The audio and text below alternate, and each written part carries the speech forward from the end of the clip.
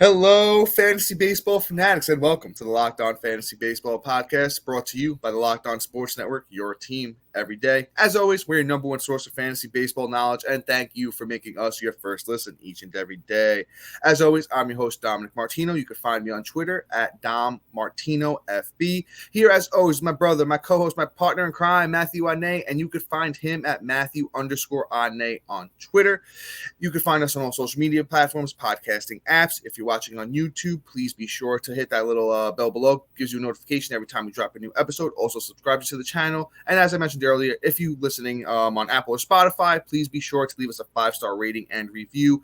And lastly, but most importantly, please subscribe to us on Subtext. It's a one-on-one personalized, in-depth experience. We'll give you more on Subtext later, but please join us there. Everyone there is already enjoying it, and you get so much more than we can just do in the 30 minutes on this podcast. Today's episode is brought to you by Sleeper. Swing for the fences on Sleeper. Swing for the fences on Sleeper picks, and you could win up to 100 times your money. Download the Sleeper app and use the promo code LOCKEDON, and you'll get up to $100 match on your first deposit. Terms and conditions apply. See Sleeper's terms and conditions used for details. Check out Sleeper today. All right, Matt, let's just get into this one. We're doing Watchlist and IL here, my brothers, and who do we have up first? All right. We got Mr. Nick Ladolo, Mr. Calf Injury himself, Mr. Almost Flangy guy already in about like 5 minutes of playing time. Nick Ladolo can be very fantasy relevant if he decides to stay healthy. He went down on May 14th with a calf injury, which explains his horrendous play over the time. Got moved to the 60-day IL June 3rd. He should be due back soon. I think, we should be hearing about him starting a rehab start very soon, which is exciting. I love Nick Ladolo. If you listen to us in the preseason, I really had him ranked pretty high in terms of what I thought he could perform this year, because last year, my guy really did show out in his limited space. He had a 3.66 ERA. He had 103 innings pitched. He had 131 strikeouts. Whip was about like a 1.24, which was pretty good. His FIP was a little higher at a 390, which, fielding independent pitching is more a predictive stat.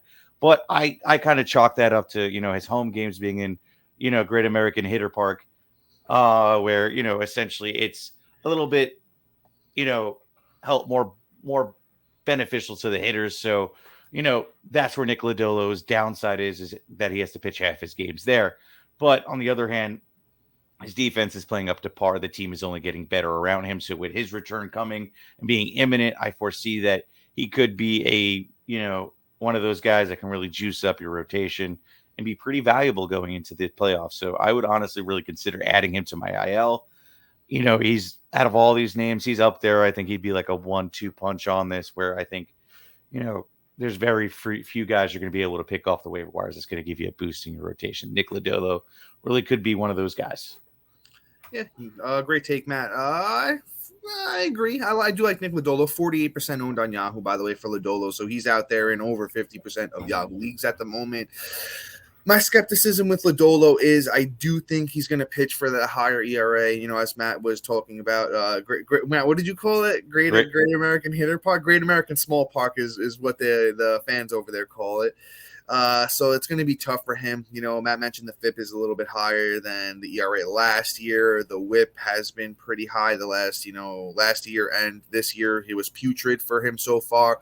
So, I mean, if you have that extra spot on your IL, or you have a limited on IL spots, Nick Lodolo's a great ad. I'm not running out there and saying, oh my God, I got to grab Nick Ladolo, but the strikeout upside is very high. I wouldn't hold my breath on the ERA or WHIP. The wins, actually, with Cincinnati turning around, he could win some games, but I think maybe next year, the year after, is going to be Nick Lodolo's really big breakout year.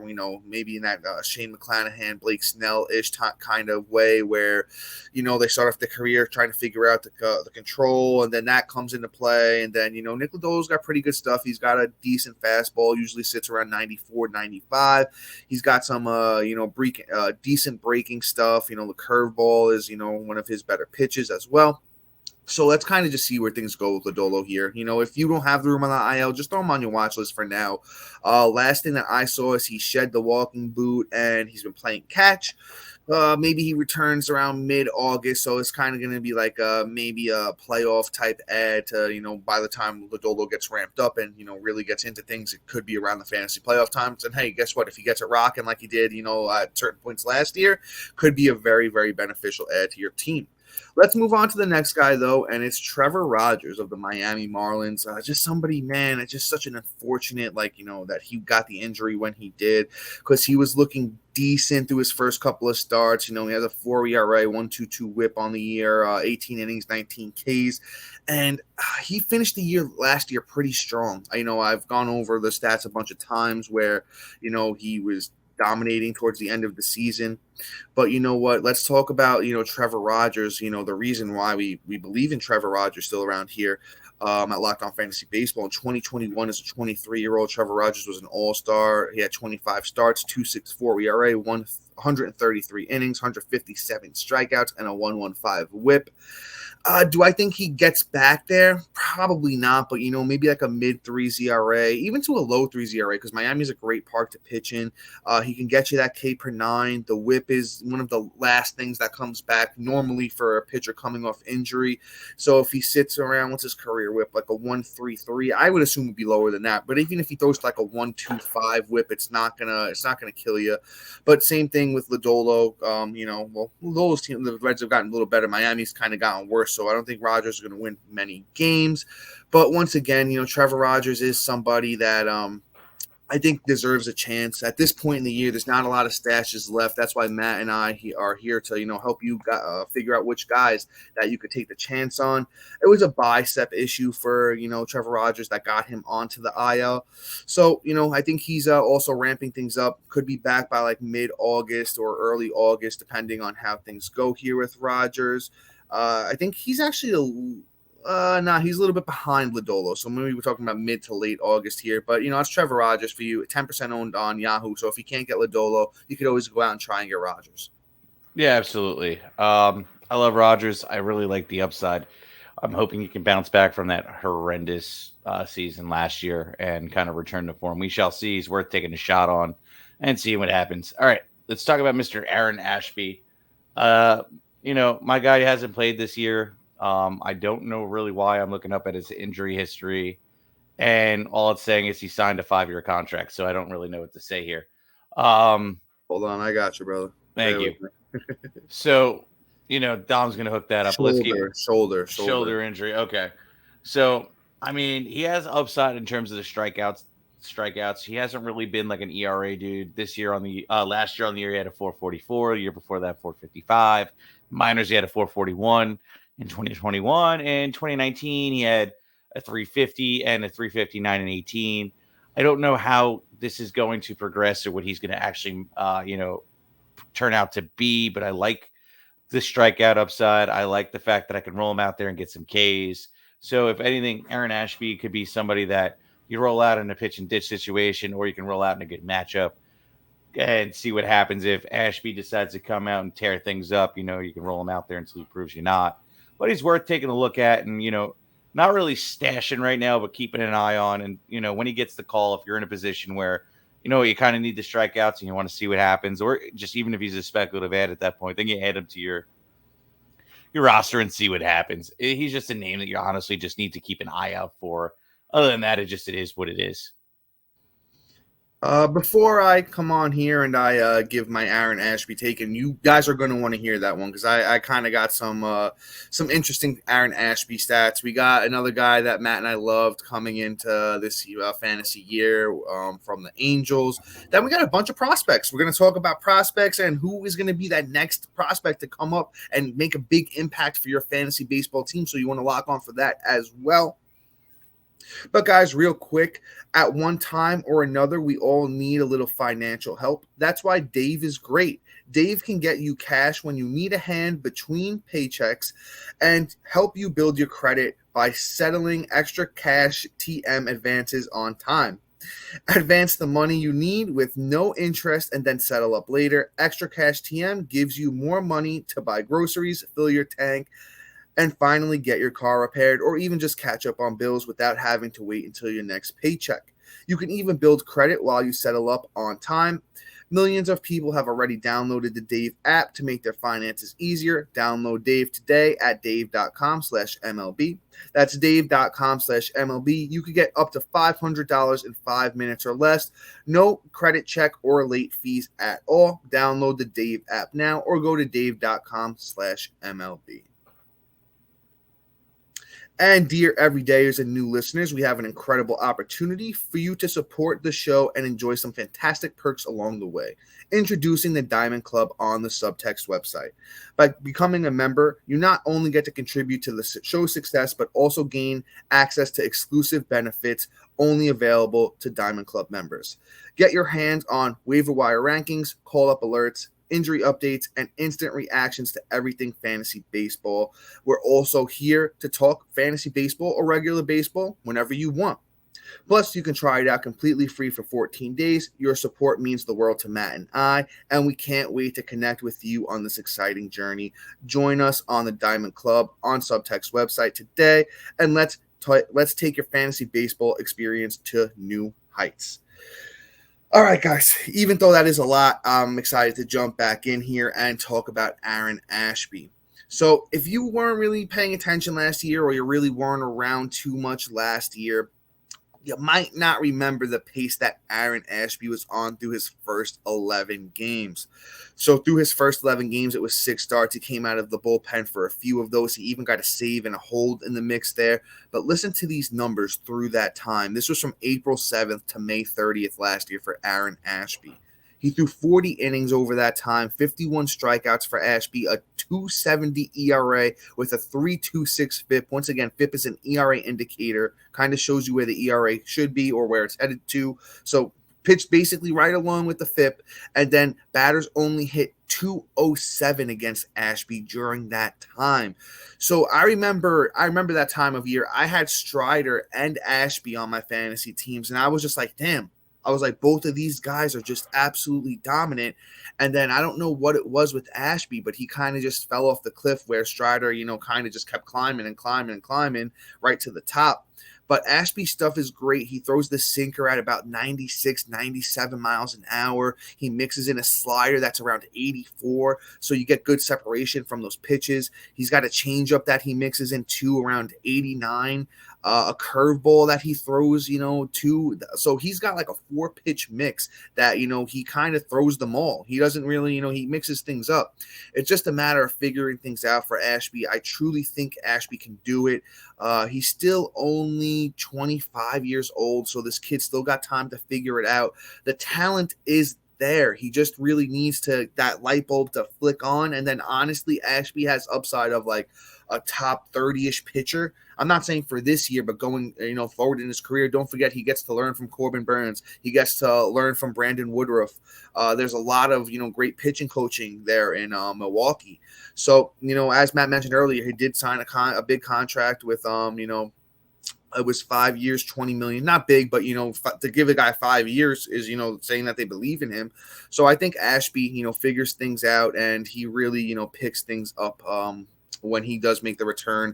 And I think Ashby is going to be a very, very good sleeper pick going into next year. But Matt, once that's a lot of talking in a row for me, and the fans are probably getting a little tired of hearing my voice. So why don't you hop in on this next guy, brother? Yeah, absolutely. Let's talk about Mr. Anthony Rendon. Rendon, of course, Mr. Flanges himself as well, unfortunately. It's unfortunate. I really thought that Anthony Rendon would be able to at least somewhat have do anything. Yeah, exactly. Do anything for us and stay somewhat healthy. But here we are again in 2023, and it's just unfortunate. It is what it is. But Rendon is somebody that I still say consider, because just based off of the fact that, he still has that upsets that we talked about in the preseason. This year really wasn't impressive at all. With 148 at bats, he had 23 runs, 6 doubles, 2 home runs, 22 ribs, and batted 236. Like, nothing about the season was impressive or saying anything. But here's the deal: third base is slim. Rendon still is a massive talent that, hey, maybe he was still feeling some side effects that he could have gotten hurt during spring and could be looking to come out and smack the ball around. This is a speculative ad as well. Or a speculative watch. comes back from injury, then you kind of want to decide whether you want to add him or not. If you need a third baseman, he's worth taking a shot on and seeing what happens. Who knows? This is the last year. If he doesn't even give me an ounce of performance in the first 2 weeks of coming up from this injury, this will be the last time here at Locked On we even talk about him, unless I'm pooping on him just like I poop on, Alberto Mondesi. He is honestly at this point worse than the Mondesi. So I guess it's catching the case of the Rendons, and that kind of sounds like you just are spitting water out of your booty hole. So, Rendon's is just bad. But other than that, I you know what? Again, I don't mean to crap all over the guy, but I think Anthony Rendon, you really do need to at least examine, see how he's doing in the minors, and then possibly add him because the upside could be there. Yeah, Matt, I'm so angry with Anthony Rendon, and I'm using my indoors voice because this could easily have went another way. Where I could just start screaming and yelling about how mad I am. The dude was hitting 400 in spring training. He was hitting homers. He was driving in runs. He had the team to do it with Trout and Ohtani and Renfroe and everybody else that they added to that team. And it's just like, man, you're really, really disappointed me, Anthony Rendon. It's like when you're like back when you were a kid and your mom, mom doesn't even yell at you, or your dad. They didn't even yell at you. They were just like, I'm disappointed. That somehow hurt more than being yelled at least when I was a kid. That's how I always felt. So if Anthony Rendon, if you're listening to this, I'm disappointed in you. I'm not even gonna yell, not even gonna be mad, just super disappointed because you could have came back this year and really provided a lot of fantasy value to myself and all the other fantasy owners that went out there and took the shot on him. But you know what? I'm not even going to give Anthony Rendon any more time. Matt, you covered him well. Speculative ad pretty much at this point. Just if you got the IL spot, unlimited IL spots, yeah, take the shot. Otherwise, watch list and kind of see what happens. Let's move on to our next guy here. Hopefully this guy can, provide a little bit more value because, at least he was doing something this year while he was healthy, and that's Mitch Haniger of the Giants. I feel like we've talked about Haniger a decent amount on these kinds of episodes, and I just truly feel if Mitch can come back, he's got power in the bat. He could drive in some runs on that Giants team. The lineup isn't great, but, he'd probably be hitting near the middle of it at this point. If him and Estrada can come back with Jock Peterson and, I guess the rest of them boys, there's upside here. Right now, Mitch Haniger is, recovering from surgery on his right forearm to repair his fractured ulna. So I guess it's actually a little bit worse than I originally thought here with Mitch Haniger. Not exactly sure on a return date for him. So this might actually be like a little bit of like a deeper league play. He's 21% owned on Yahoo at the moment. If you're not familiar with Mitch Haniger, the guy's got pop in 2021. So that's only 2 years ago. 39 homers, 110 runs, 100 RBIs, 253 batting average for Haniger. So right now in deeper leagues, like I keep saying, if you got that IL spot or limited IL spots, you give Haniger the shot if you need someone that's got, a good pop on your team. Yeah, for sure. I like Haniger. He's another one that just can't stay healthy, but at least I know he performs when he's actually out on the field, unlike Mr. the Rendons of the toilet bowl. So, I like Haniger a lot. Great take, Dom. I think, before we move on and talk about all these wonderful prospects we got for you guys, we do have some great sponsors for you. Sleeper is a fantasy sport and real money gaming app focused on bringing people together through sports and gaming. Sleeper has become the fastest organically growing fantasy platform in the world with over 5 million active users in 2022. I should know I was one of them. At Sleeper, it's not about sports. It's about building personal connections and lasting memories. Sleeper Picks is a real money product that connects our friends over picks, choosing 2 to 8 of your favorite players from pregame, live, and even across different sports. Pick higher or lower than the predicted stats. Only on Sleeper you can pick. You can get up to 100 times payout, which is actually really sweet. If you get lucky and you hit it, it's awesome. If you bet $50, you're getting over $50. It's really great. Share with your friends and get great rewards. Use the promo code Locked On, and you'll get up to $100 match on your first deposit. Terms and conditions may apply. See Sleeper's terms and use for details. Current operational in over 30 states. Check out Sleeper today. And guys, honestly, their picks are cool if it's active in your states, but I use it for, honestly, fantasy football. I'm hoping they get fantasy baseball out there because I'm going to move all my leagues to that because it really is a sweet platform. And even if you don't feel like using it for, your platform, you're happy where you are. Their alerts are so on point. Like, guys, like I get stuff earlier than most of the other applications. Baseball, they're almost on par with one app that I won't disclose, so Dom doesn't have the answers, and that's the only thing I have a leg up on. And but for football, it's outrageous. Like Sleeper is one of my favorite apps. Where I go, and been using Sleeper for about 5-6 years now. Personally, I love Sleeper. All right, now thank you for bearing with my long thing and how much I love our partner Sleeper. Let's talk about Heston Kjerstad. Thank you, Dom. I didn't want to mess that up. It's a tricky one. His last name is spelled Kjerstad. So that is a tough one. That's not an easy one. Yeah, that don't even seem like English. But anyway, all right, let's talk about him. My guy's a Baltimore prospect, standing at nice 6'3", 205. Love the height, love the weight. Age 24. Kjerstad actually has had a nice season so far.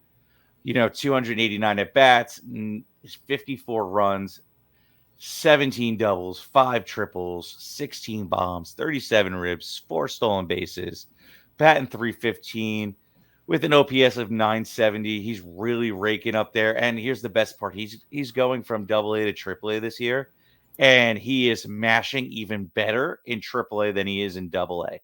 AA, he had about like 184 at bats. He had 30 runs, 10 doubles, 3 triples, 11 home runs, 23 ribs, batting .310. When he got to AAA, he had 127 at bats. He has 24 runs compared to the 30 in AA through more at bats. He had 7 doubles, 2 triples, 5 bombs, 14 ribs, a stolen base, and he's batting a whopping .324. Kjerstad looks like he's priming to get himself a call up this season, and sooner rather than later. My guy has outfield eligibility and first, which is nice. I don't know exactly, depending on the platform, what you're going to see. It's probably just outfield at the moment. And if that first base is out there, real nice. I love Kjerstad for what he's doing right now. He has somewhat of a track history where he is, I would say, an elite, what do you call it, prospect. I do love Baltimore. It's just really unfortunate that they're not the Yankees. And, Kjerstad could be another one called up. They have shown that they're willing to call up everybody under the sun. I'm not running out and adding any of these guys today. Maybe the second to last guy. He's the only one I'd probably stash. But he's somebody that's on my watch list. And if I can make room for him on my roster, if I don't have, Gunnar Henderson, Jordan Westberg, and, Cowser and whoever else was called up this week, I would add him. Kjerstad looks like he's going to be primed to do something really nice. Yeah, I'm a big Kjerstad guy. Absolutely love him. The big thing with him is he could just straight out hit. He's never hit lower than this year in the minors is his worst batting average in the minors at .315. No, I'm lying to you. In 2022, he had .309. I'm sorry. So the guy's always hit over 300.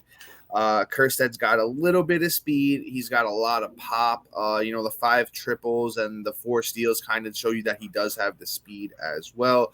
As I'm sitting here looking at, Baltimore's depth chart, there's potentially, way they could work this around and get Kjerstad in there. But you know what? They do have a lot of mouths to feed.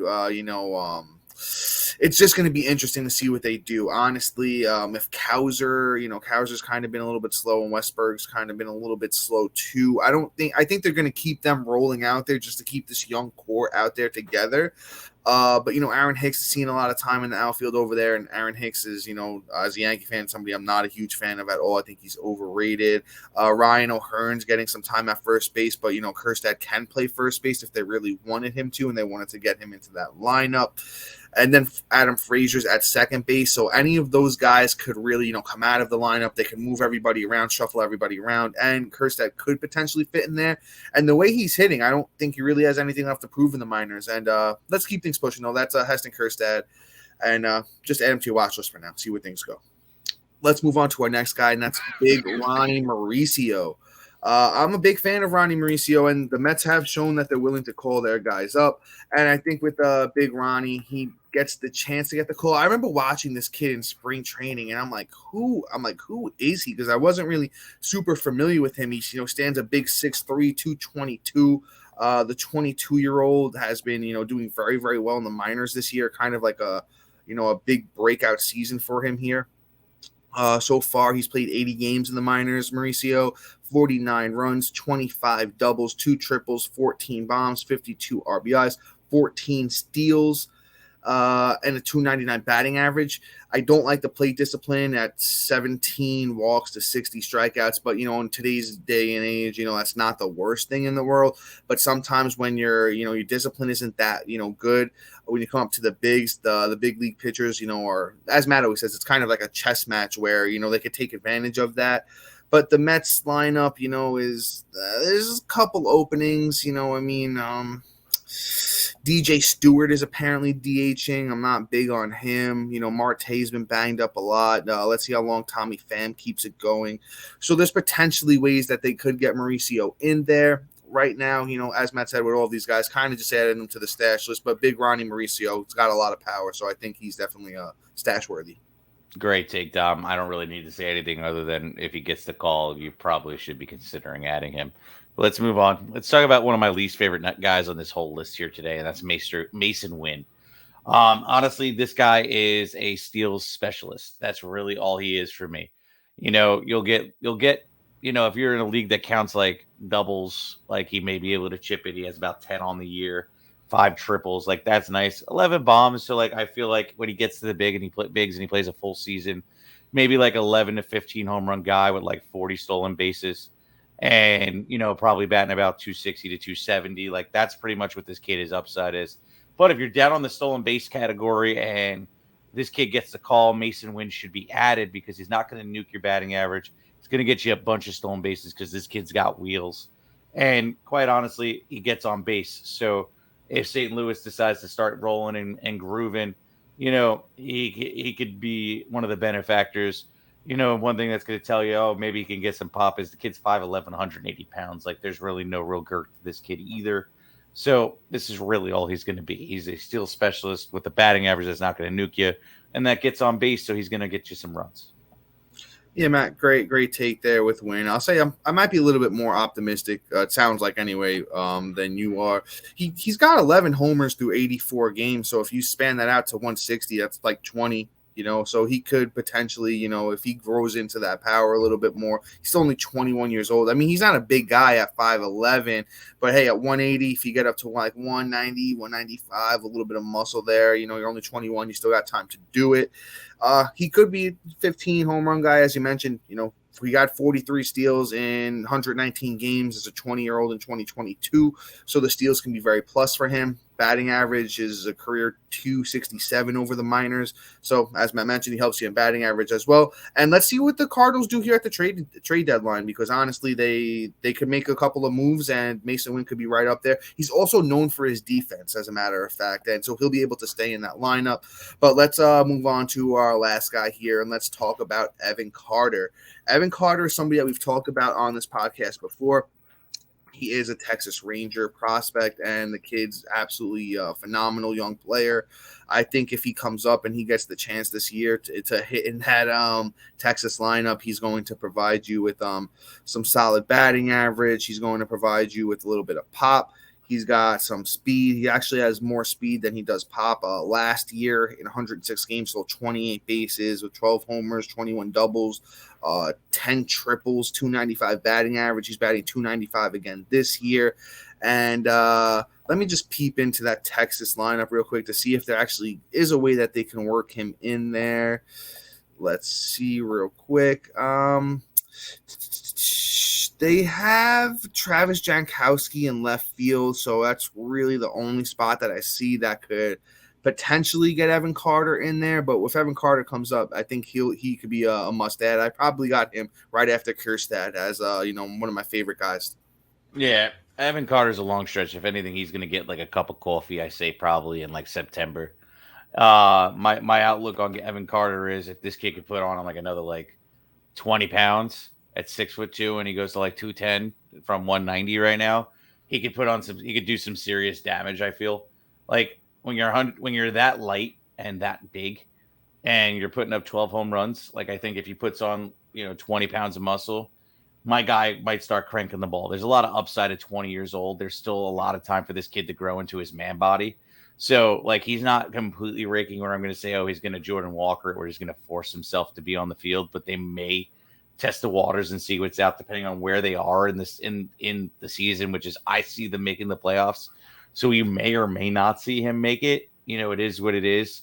I mean, it's weird, though. Our friend Zach Granite, who got a cup of coffee, got pushed up through the Twins organization when they were winning, about to make the playoffs. He still got the cup of coffee and played in the playoffs that year. So we'll see what happens. Who knows? But the kid is still young, and I don't know exactly what's going to happen there. But Dom, I don't know if you have anything else to add, but I'm pretty much done here with Evan Carter. Not really. I like the shout out to our boy Zach Granite, major league player from Staten Island. He had a little stint with the Yankees and the Twins, so it's that was cool. Shout out to Zach Granite if he listens. Yeah. Well, that's all for us today. Please be sure to like, subscribe, comment, rate, and review. Also, thank you all, our everydayers and our new listeners, for making Locked On Fantasy Baseball your first listen each and every day. Make sure you lock on for a new episode tomorrow. We will provide you with the best must-add players heading into this weekend. But guys, until tomorrow, peace.